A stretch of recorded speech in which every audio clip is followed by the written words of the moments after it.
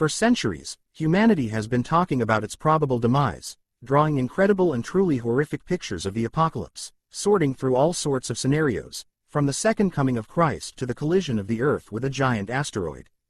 But what if everything is much simpler, more banal and primitive? What if, as a result of a gene mutation, children stop being born? What if the apocalypse lasts not a day, but a long 60 to 70 years? What if, in agony from its own impotence, humanity will sink into the abyss of chaos, violence, anarchy and terror, self-destroying their kind? How realistic is this? Is it fantasy?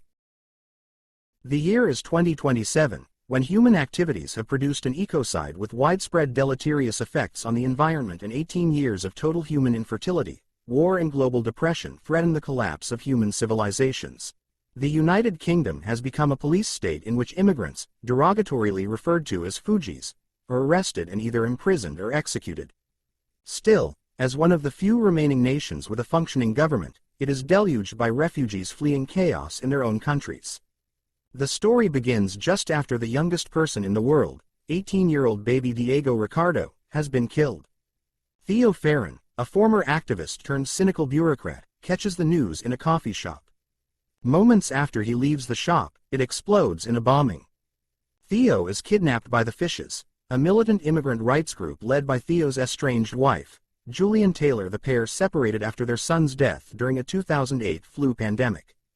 Julian offers Theo money to acquire transit papers for a young refugee woman named Key. Theo obtains the documents from his cousin, a government minister, and agrees to escort Key in exchange for a larger sum of money. Luke, a Fishes leader, drives Theo, Key, Julian, and former midwife Miriam towards Canterbury, but an armed gang ambushes them and kills Julian. 2 police officers later stop their car. Luke kills them, and the group hides Julian's body before heading to a safe house. Key reveals to Theo that she is pregnant, making her the only known pregnant woman in the world.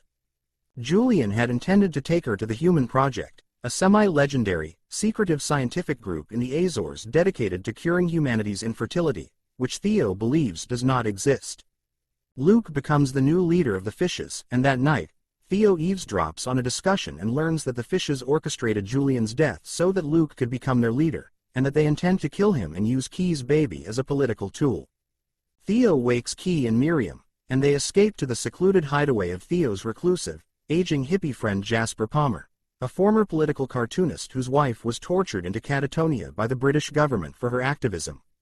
The group plans to reach the Human Project ship, the Tomorrow, scheduled to arrive offshore at Bexhill-on-Sea, a notorious immigrant detention center.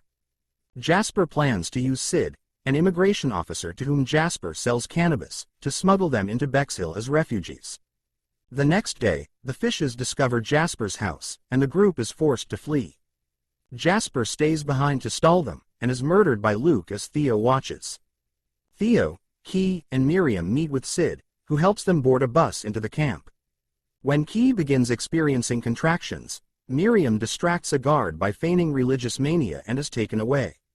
Inside the camp, Theo and Key meet a Romani woman, Marichka, who provides a room where Key gives birth to a baby girl. Sid tells Theo and Key the next day that war has broken out between the British military and the refugees, and that the Fishes have infiltrated the camp. He then reveals that Theo and Key have a bounty on their heads and attempts to capture them.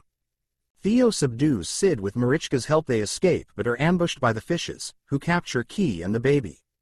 Theo tracks them to an apartment building that is under heavy fire. Theo confronts Luke, who is killed in an explosion, and Theo escorts Key and the baby out. Awed by the baby, the British soldiers and Fishes temporarily stop fighting and allow the trio to leave. Marichka leads them to the boat but chooses to stay behind as they depart. As British fighter jets conduct airstrikes on Bexhill, Theo and Key row to the rendezvous point in heavy fog. Theo reveals that he was shot and wounded by Luke earlier. He teaches Key how to burp her baby, and she tells him she will name the baby girl Dylan, after Theo's and Julian's lost son. Theo smiles weakly, then loses consciousness as the Tomorrow approaches. As the screen cuts to black, children's laughter is heard. Did you enjoy the movie? If you did, please give this video a thumbs up and subscribe to our channel for more movie summaries. We will do our best to bring you a new summary every day, so stay tuned and don't miss out. Thank you for watching and see you next time.